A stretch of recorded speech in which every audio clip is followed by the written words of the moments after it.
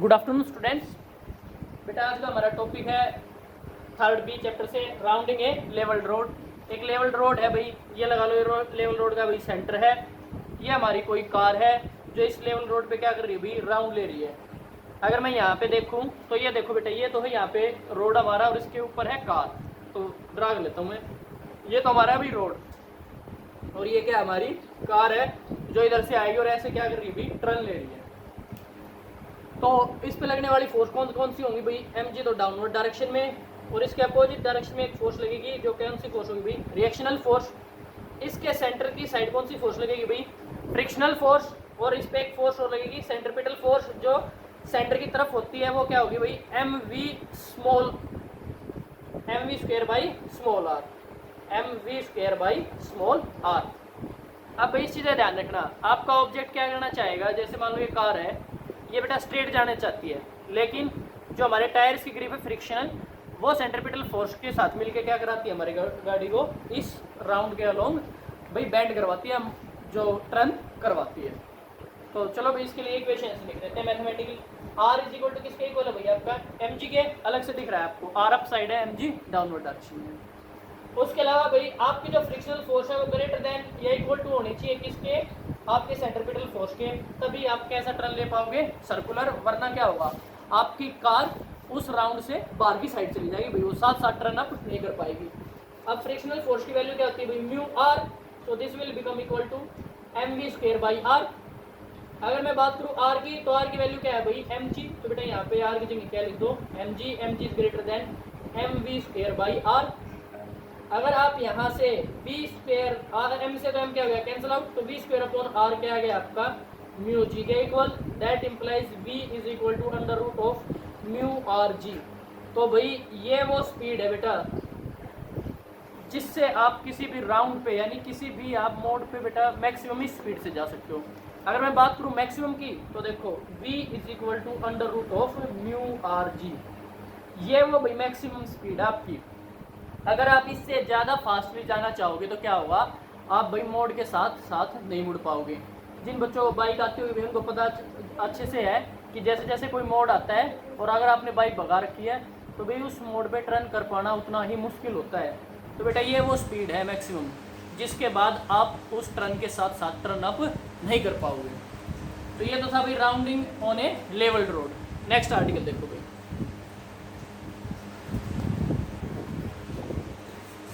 Next जो हमारा article आता है वो आता है भाई, इस बार बेटा आपका रोड है बैंक। कैसा रोड है भाई, बैंक रोड है। बैंक रोड पे हम देखने वाले हैं, या हम इसका नाम दे देते हैं भाई बैंकिंग ऑफ रोड। इस केस में भी हमारा रोड लेवल ना होके कैसा हुआ है, तो झुका हुआ है। अगर बेटा कहीं आप मेन हाईवे पे गए हो तो आपने देखा भी होगा, जहाँ पे टर्न आता है वहाँ पे रोड कुछ इस टाइप से झुक जाता है, इंक्लाइन होता है ऐसा। जहाँ तक वो आपका टर्न जाता है वहाँ तक क्या होता है, वो इंक्लाइन रोड होता है। तो ऐसा क्यों बनाया जाता है, तो भाई ये तो है आपका वो इंक्लाइन यानी बैंक्ड रोड, जो किसी थीटा एंगल से क्या हो रखा है, बैंक हो रखा है भाई। अब यहाँ पे है आपका व्हीकल, तो भाई मैं यहाँ पे डायरेक्ट बेटा फोर्स रिजोल्व कर रहा हूँ, बार बार ड्रा कर चुके हैं, चलो इस बार भी ड्राई कर लेते हैं। तो इससे डाउनवर्ड डायरेक्शन में क्या लगेगी भाई, वेट की वजह से इसके फोर्स यानी mg। इस रोड के साथ साथ इसके टायर क्या लगा रहे हैं भाई, फ्रिक्शनल फोर्स, जिसको मैंने किससे लिख दिया है, F से।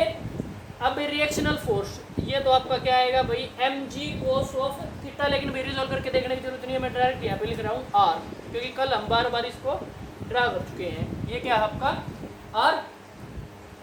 अब ये जो आपकी फ्रिक्शनल फोर्स है, इसको दो कंपोनेंट में रिजॉल्व करते हैं। दो कंपोनेंट कौन कौन से हो जाएंगे भाई इसके, वो देखो। अगर ये आपकी फोर्स है F, तो यहाँ पे जो एंगल बनेगा इस एक्सिस के साथ, ये जो फोर्स जो हमारी एंगल बनाएगी वो क्या होगा बेटा, इस डायग्राम को मैं थोड़ा सा बड़ा करके ड्रा कर रहा हूँ, ध्यान से देखना। ये है भैया आपका बैंक रोड, ये है आपका एंगल थीटा, ये आपका व्हीकल है जिसका ये क्या है भाई, mg वेट है। एक सेकंड बेटा, इसको और बड़ा करना पड़ेगा भाई, जिससे कि डायग्राम नीट एंड क्लीन रहे।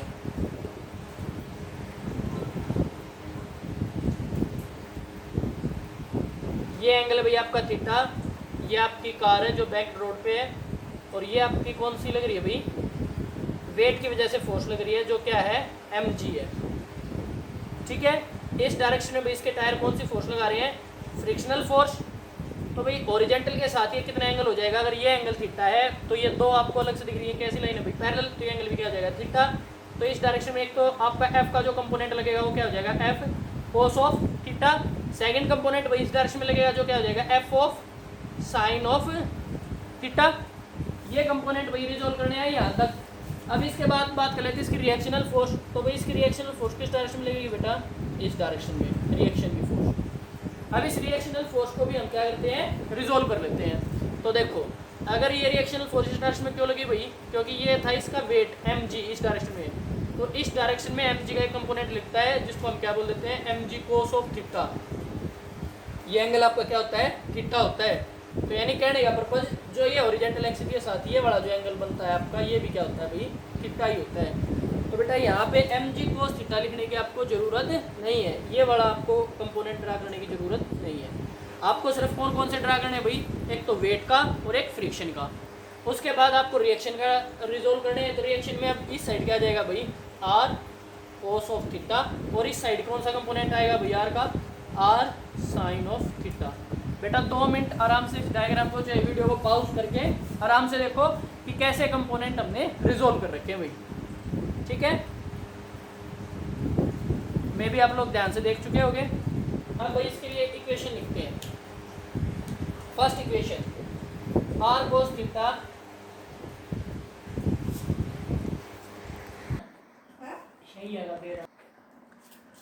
तो भाई चलो इन्हीं के लिए मैथमेटिक इक्वेशन लिखते हैं बेटा। तो क्या है कि वो r cos theta, r cos of theta is equal to mg plus f sine theta, यही आएगी भाई। ये r cos थीटा, इसके डाउनवर्ड डायरेक्शन में दो फोर्स लग रही है, एक तो f साइन थीटा और एक क्या लग रही है mg। अब भाई अगर आप इस r cos थीटा की जगह इस फ्रिक्शन की वैल्यू भी पुट करना चाहो तो देखो r cos थीटा तो as it is equal to mg भी एज इट इज, f की जगह क्या आ जाएगा भाई म्यू एस r, और यहाँ पे क्या साइन ऑफ थीटा। यहाँ पे ध्यान रखना भाई स्टैटिक फ्रिक्शन लिए हमने, क्योंकि हम पहले स्टैटिक फ्रिक्शन को मेजर करते हैं अपनी कार को एक जगह खड़ा करके कि भाई कितनी फ्रिक्शन यहाँ पे ऑफर्ड हो रही है इस रोड की वजह से। आगे देखो भाई r cos थीटा ये रहा बेटा, r sin थीटा ये रहा, दोनों को एक तरफ ले आओ तो ये क्या हो जाएगा r cos of theta minus mu S r sin theta is equal to किसके इक्वल है भाई आपका mg के। r अगर आप कॉमन ले लेते तो आपके पास आता है cos theta minus mu S sine of theta, ये आपका क्या था भाई sine of theta is equal to mg। यहां से r की वैल्यू निकाल लो, r की वैल्यू आपके पास क्या आई भाई, r की वैल्यू हमारी आई है भाई mg divided by cos theta minus mu S sine of theta. तो भाई फर्स्ट तो इक्वेशन हमने कंप्लीट सोल्व कर दी है। नेक्स्ट केस देखो भाई, जो आपकी हॉरिजॉन्टल फोर्स है भाई, अगर ये यहाँ पे सेंटर है तो यहाँ पे कौन सी फोर्स लगेगी भाई, सेंट्रीपिटल फोर्स, सेंटर की तरफ जितनी भी फोर्सेज लगेंगी और वो किससे बैलेंस होगी भाई, जितनी भी आपकी हॉरिजॉन्टल फोर्स है उनसे बैलेंस। तो चलो लिखते हैं इन फोर्सेज को भी। तो भाई आपकी जो आर, मैं बात करूं जो आपकी सेकंड वाली फोर्स है वो क्या है भाई R sine theta plus F cos theta, यही है आर साइन थीटा और एफ कोस थीटा। ये भाई किसके इक्वल होनी चाहिए, आपकी सेंट्रीपिटल फोर्स के इक्वल होनी चाहिए या इससे ज़्यादा होनी चाहिए, ठीक है। और भाई एक चीज़ और ध्यान रखना, सेंट्रीपिटल फोर्स में जो आप आर लो रेडियस लेनी है इसकी, जिस सर्कल के अराउंड हम राउंड कर रहे हैं उसकी क्या लेनी है रेडियस। तो भाई स्मॉल आर लिखना, क्योंकि कैपिटल आर हम किसके लिए लिख रहे हैं बेटा, रिएक्शनल फोर्स के लिए। अब एफ की जगह फिर से वैल्यू पुट कर दो भाई फ्रिक्शनल फोर्स में, F sine theta plus mu S R cos theta is equal to M V square by R. अगर भाई मैं आर को कॉमन ले लेता हूं तो हमारे पास क्या आता है भाई ये R sine theta plus mu S cos theta is equal to M V square by R, यही आता है। आर की जगह बेटा आर की वैल्यू पुट कर दो using equation first, put the value of R in above equation, इस इक्वेशन के अंदर पुट कर दो। तो आपके पास क्या है भाई mg into sine theta plus mu S cos of theta whole divided by क्या है भाई यहाँ पे cos of theta minus mu S sine of theta is equal to M V square by R. भाई ये आर स्मॉल रखना, ठीक है, क्योंकि ये क्या है, रेडियस है। अगर आप यहाँ से वी स्क्वायर निकालते हो, वी स्क्वायर यहाँ पे बेटा दैट इंप्लाइज यानी नेक्स्ट लाइन स्टार्ट हो चुकी है, तो हमें दोनों left hand side and right hand side दोनों लिखनी होंगी। तो हमने लिखा कि भाई इस साइड से तो क्या बच गया, सिर्फ वी स्क्वायर, अपोजिट साइड से देखो भाई एम से, तो एम आपका क्या हो चुका है बेटा, कैंसिल आउट, बाकी जो टर्म बची है उनको लिख दो। बाकी हमारे पास क्या क्या बच गया भाई, आर जी, आर तो इधर से गया ही था, जी इधर पहले से ही था, into sine theta plus mu S cos of theta divided by cos theta minus mu S sine of theta.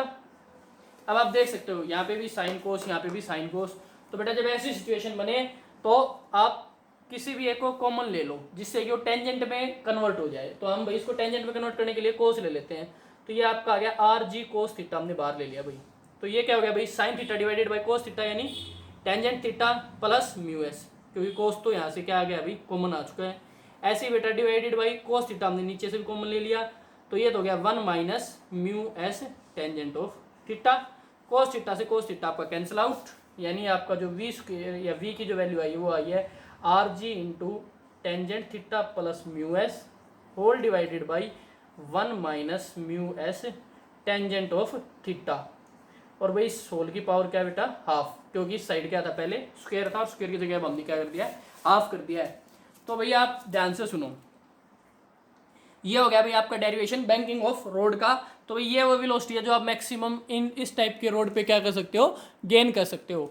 आपको ध्यान रखना है कि भाई जब कभी भी आपको कोई भी मैकेनिक्स के अंदर प्रॉब्लम दी जाए तो बेटा पहले तो बॉडी का डायग्राम बनाओ, फिर उस पर लगने वाली हर एक फोर्स को रिजोल्व कर लो। और रिजोल्व भी कैसे करना है कि भाई जो आपके पास फाइनल फोर्स आए वो या तो ओरिजेंटल हो या फिर कैसी हो बेटा, वर्टिकल। जैसे आर थी, आर यहाँ पे ना ओरिजेंटल थी ना वर्टिकल थी, तो हमने इसको किस में, ओरिजेंटल एंड वर्टिकल कंपोनेंट में ब्रेक डाउन कर लिया, R cos theta and R sine theta में।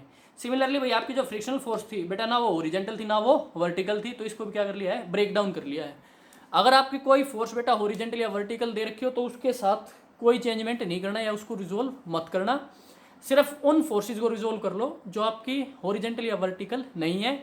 और उसके बाद आप भाई फोर्सेज को क्या करा दो बेटा, सेटिस्फाई करा दो न्यूटन थर्ड लॉ से, इक्वल एंड अपोजिट होनी चाहिए। जैसे अगर आर को थीटा आप साइड लग रही है तो बेटा ये किससे बैलेंस होगी, एफ साइन थीटा और एम जी से, ऑटोमेटिकली आपका आंसर आ जाएगा। नेक्स्ट जो हमारा आर्टिकल है भाई वो है भाई बेंडिंग ऑफ साइकिलिस्ट। साइकिल चलाते होगे, जब कोई भी मोड आता है तो क्या होता है, झुक जाते हो। क्यों भाई, बेटा ये नेसेसरी कंडीशन है। अगर आपकी साइकिल या आपकी बाइक अगर मोड पे झुकेगी नहीं तो आप गिर जाओगे, 101% ये चीज़ कन्फर्म है। तो देखते हैं भाई कितना झुकना पड़ता है और हमारी बाइसिकल कितनी बैंड होती है। तो नेक्स्ट हमारा टॉपिक है बेंडिंग ऑफ साइकिलिस्ट। चलो फाइंड आउट करते हैं भाई कि किसी भी ट्रेन पे किसी साइकिलिस्ट को कितना बैंड होना पड़ता है। तो भाई ये हमारा भाई कोई रोड है और इस पे कोई साइकिलिस्ट है, ये कोई साइकिलिस्ट है भाई, ठीक है। आप देख सकते हो थीटा एंगल से क्या कर रखा है भाई, इस साइड झुका हुआ है। तो ये यहाँ पे लगा लो भाई, ये हमारी साइकिल का टायर था और यहाँ पे वो पर्सन है भाई, सिटिंग पोजीशन है हमारी। तो यहाँ से इसका वेट तो किस डायरेक्शन में लगेगा, डाउनवर्ड डायरेक्शन में, यानी ये तो किसकी वैल्यू होगी भाई आपकी एम जी की। नेक्स्ट बेटा रिएक्शन फोर्स किस डायरेक्शन में लगेगी, इस बार इस डायरेक्शन में, आर से।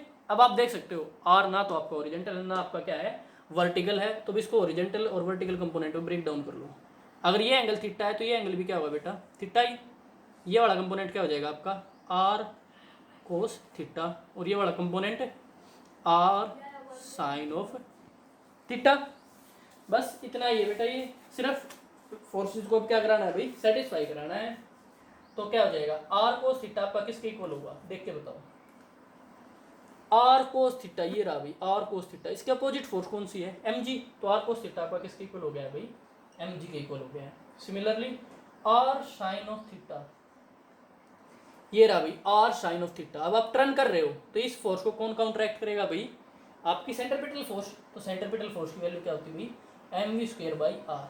ध्यान रखना भाई आपकी फोर्स हमेशा सेंट्रीपिटल फोर्स से क्या होनी चाहिए बेटा, हमेशा ग्रेटर देन होनी चाहिए या इक्वल टू होनी चाहिए। जब आप इक्वल टू लेते हो तो आपके पास मैक्सिमम वैल्यू निकल के आती है। तो भाई हमने यहाँ पे क्या लिया है इक्वल टू, यानी हम मैक्सिमम देखना चाहते हैं भाई कितना हम कितनी स्पीड से मुड़ सकते हैं, कितना हमें बैंड होना पड़ेगा। अब भाई R sine theta is equal to किसके इक्वल आया भाई हमारा M V square by R के, और आर कोस थीटा हमारा किसके इक्वल आया भाई एम जी के। अगर आप चाहो तो बेटा एक से आर की वैल्यू निकाल के दूसरे के अंदर पुट कर दो, लेकिन हम उससे भी अच्छा एक ऑप्शन है हमारे पास, इनको डिवाइड कर दो, सेकंड को फर्स्ट से डिवाइड कर दो। तो सेकंड के अंदर क्या है भाई R sine theta divided by R cos of theta is equal to क्या आएगा भाई M V square by R, तो पहले से ही था, डिवाइडेड बाई एम जी, यानी एम जी कहाँ जाएगा डिवाइड में, एम से एम कैंसिल आउट, यानी V square by R g. R sine theta by R cos theta था, आर से आर भी कैंसिल आउट हो गया, sine theta by cos theta आपका क्या होता है भाई टेंजेंट थीटा, जो आपको किसके इक्वल आया भाई V square by R g के। तो भाई ये वो एंगल है जिससे आपको हमेशा 101% बैंड होना पड़ेगा। अब देखो भैया अगर आप ज़्यादा स्पीड से टर्न करना चाहते हो तो आपको बैंड भी क्या होना पड़ेगा बेटा ज़्यादा होना पड़ेगा। ऐसे ही भाई अगर आपके सर्कल की रेडियस है, मान लो आप छोटा सा टर्न लेना चाहते हो, एक तो इतना और एक भाई ये इतना बड़ा टर्न है, तो भाई इस पे आप आराम से मुड़ सकते हो, आपको झुकने की कोई ज़रूरत नहीं है, यानी बैंड होने की कोई ज़रूरत नहीं है। लेकिन इस पे बेटा आपको 101% क्या होना पड़ेगा बैंड होना पड़ेगा। किसी ने बाइक रेसिंग देखी हो तो उसमें भी देखा होगा बेटा जब वो बिल्कुल शार्प टर्न लेते हैं तो उनकी बाइक बिल्कुल टेढ़ी हो जाती है। क्यों? क्योंकि भाई उनकी वेलोसिटी बहुत ज़्यादा हाई होती है, तो उनको टर्न भी क्या करना पड़ता है बहुत ज़्यादा हाई टर्न करना पड़ता है। इसके अलावा उनके जो टर्निंग पॉइंट होते हैं वो कैसे होते हैं शार्प होते हैं, यानी रेडियस क्या होती है कम, तो उनका भाई एंगल क्या होता है ज़्यादा होता है भाई। यानी जब कभी आप छोटा टर्न लेते हो ज़्यादा स्पीड से तो आपको बैंड क्या करना पड़ेगा भाई ज़्यादा बैंड होना पड़ेगा। तो भाई इसी के साथ आपका जो थर्ड चैप्टर था वो क्या हो जाता है बेटा कंप्लीट हो जाता है। कल भाई हम इसके न्यूमेरिकल्स और इसके एनसीईआरटी क्वेश्चंस को करना स्टार्ट कर देंगे बेटा। यहाँ तक अगर भाई किसी स्टूडेंट को कोई भी डाउट हो तो बेटा वो पूछ सकता है, आप मेरे को मैसेज कर सकते हो। इसके अलावा बेटा अपने नोट्स कंप्लीट करो और उनकी प्रैक्टिस जरूर करनी है भाई, नोट्स का तभी कोई पर्पज है जब आप उनकी प्रैक्टिस करो। थैंक यू बेटा।